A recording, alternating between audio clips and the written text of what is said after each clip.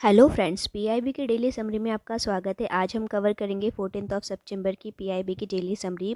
जैसे कि मैंने आपसे कहा है कि जब भी इम्पॉर्टेंट चीज़ें जो रहेंगी एग्ज़ाम से रिलेटेड उन्हीं को मैं केवल कवर करूँगी। तो आज काफ़ी इम्पॉर्टेंट डेटा है पीआईबी का आपके आने वाले सभी एग्ज़ाम के लिए। बहुत ही इंपॉर्टेंट आर्टिकल रहने वाला है, तो प्लीज़ वीडियो को एंड तक ज़रूर देखिएगा। सबसे पहला जो आर्टिकल है वो है हमारा नीति आयोग का। क्या है ये पूरा आर्टिकल वो हम देखेंगे, ठीक है। सबसे पहले आपको बताना चाहूँगी कि नीति आयोग ने सेलिब्रेट किया है शून्य कैंपेन को। उसकी फर्स्ट एनिवर्सरी यहाँ पर सेलिब्रेट की गई है, ठीक है। तो शून्य कैंपेन को क्योंकि इन्होंने सेलिब्रेट किया है, इसके 1 ईयर कंप्लीट हो गए हैं, तो अब ये न्यूज़ में आ जाता है, काफ़ी इंपॉर्टेंट है। तो क्या है इससे रिलेटेड सारी बातें वो हमें सबसे पहले देखना पड़ेगा।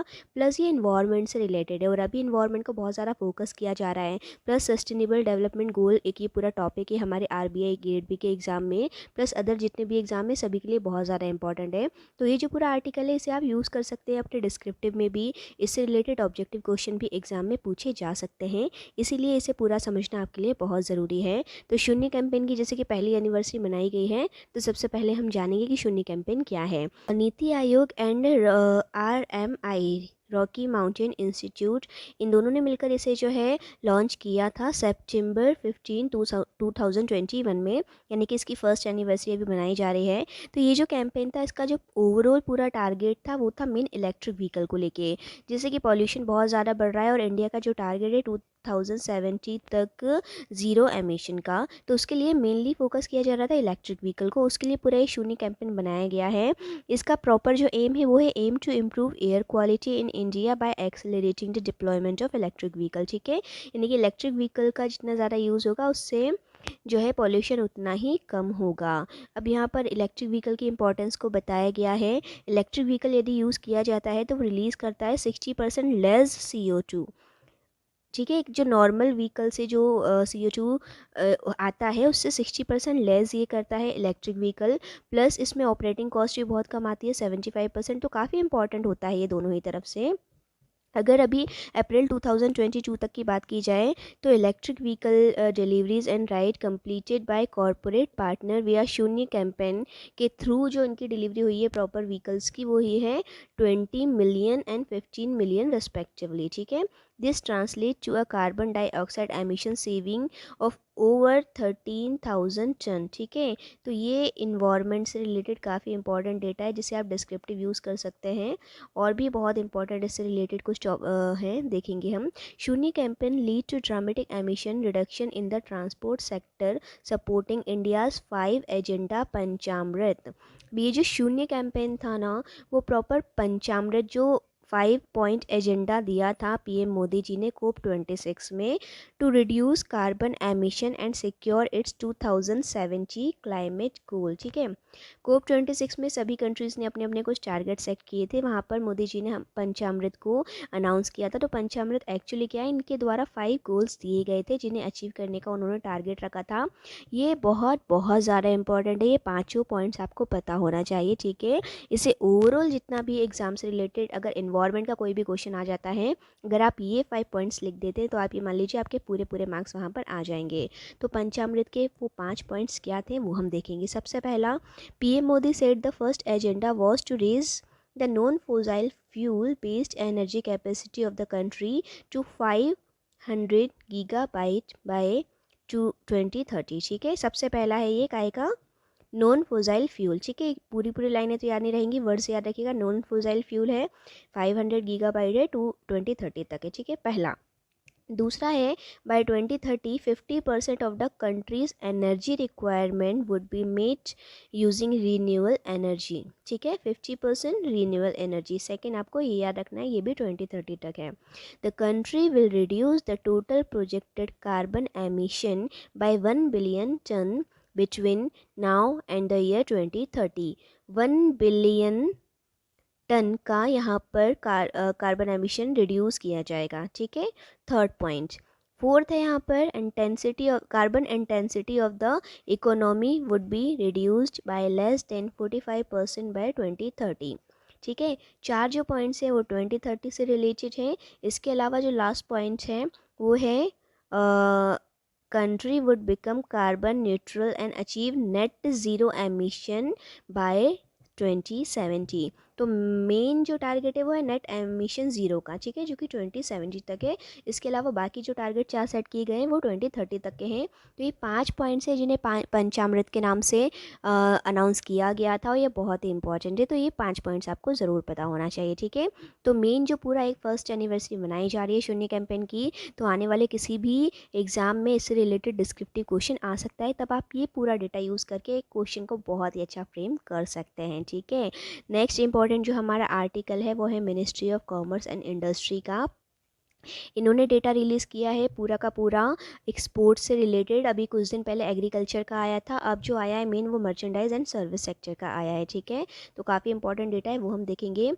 सबसे पहले हम देखेंगे मर्चेंडाइज, जो प्रोडक्ट होते हैं एक्चुअली उसका एक्सपोर्ट क्या रहा है।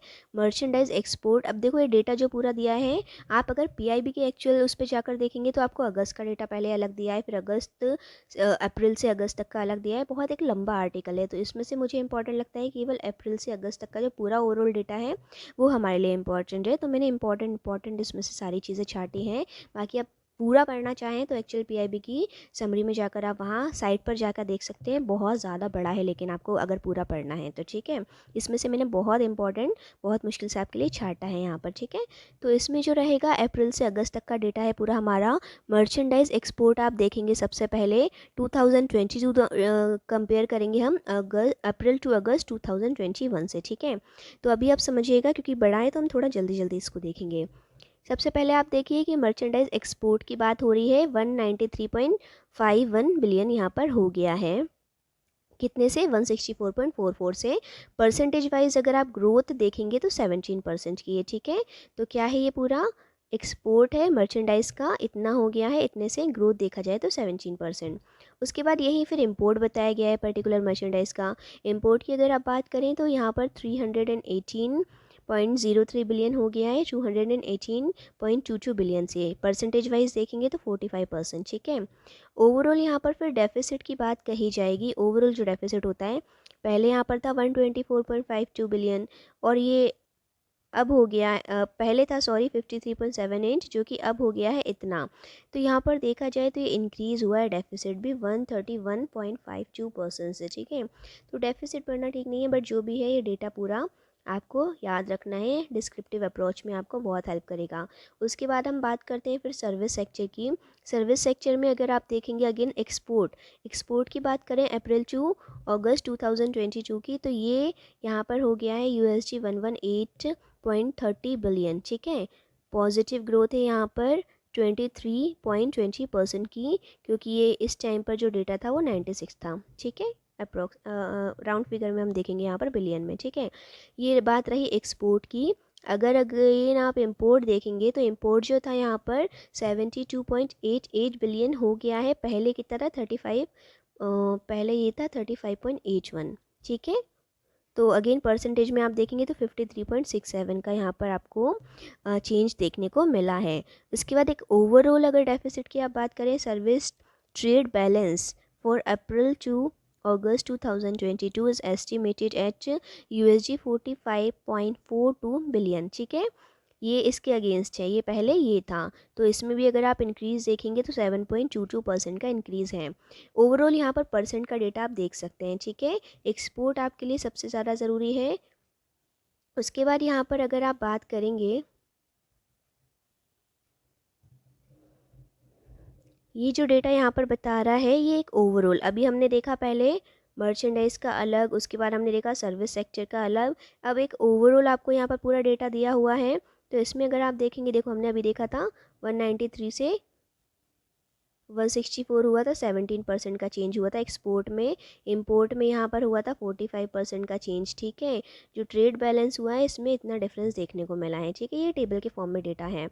सर्विस सेक्टर की बात करें तो यहाँ पर 23% का चेंज है।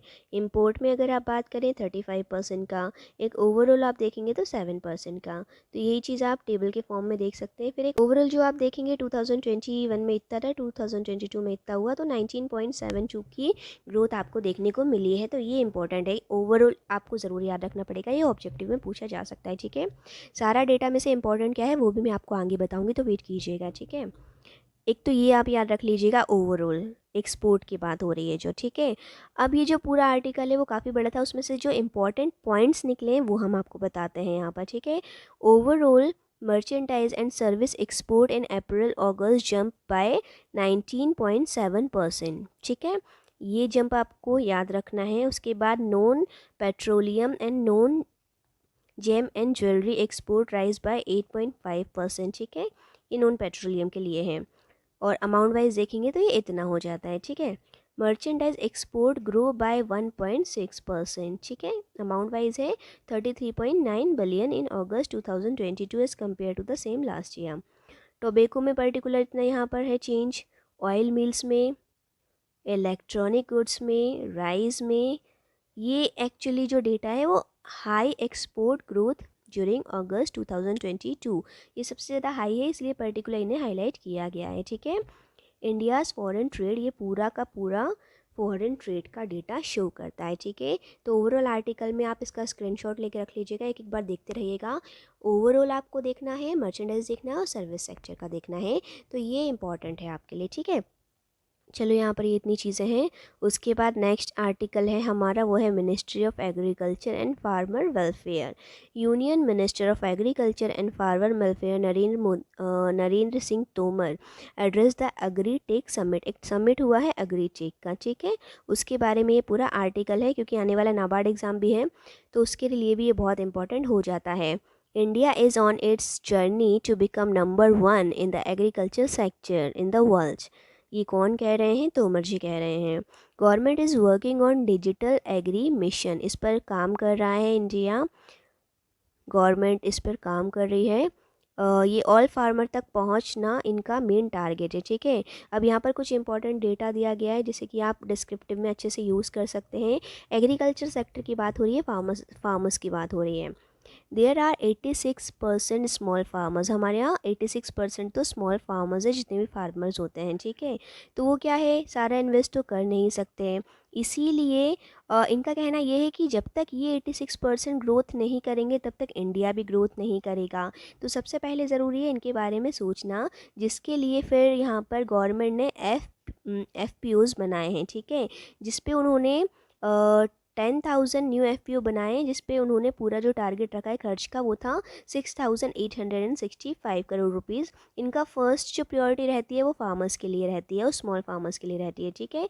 उनका पूरा जो है यहाँ पर देखते हैं ये सारा काम, मतलब उनकी हेल्प करते हैं हर काम में। If small farmers join this FPO, अगर वो इन्हें ज्वाइन कर लेते हैं तो उससे क्या होगा, देखो कल्टीवेशन इंक्रीज़ होगा, collective power of the farmers increase होगी। प्राइम मिनिस्टर मोदी जी का स्पेशल कंसर्न रहा है एग्रीकल्चर को लेके।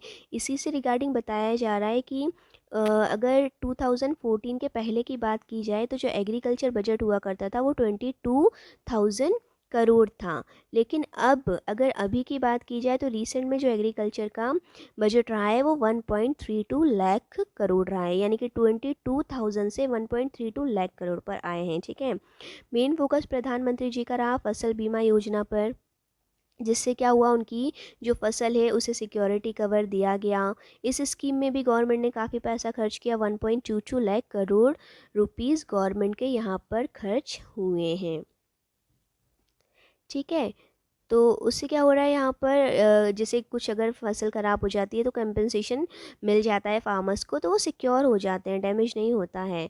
उसके अलावा 2.03 lakh crore has been deposit in the account of 11.5 crore, यानी कि समथिंग 11.5 लाख करोड़ फार्मर्स के अकाउंट में पैसा भेजा गया है प्रधानमंत्री किसान सम्मान निधि योजना के थ्रू।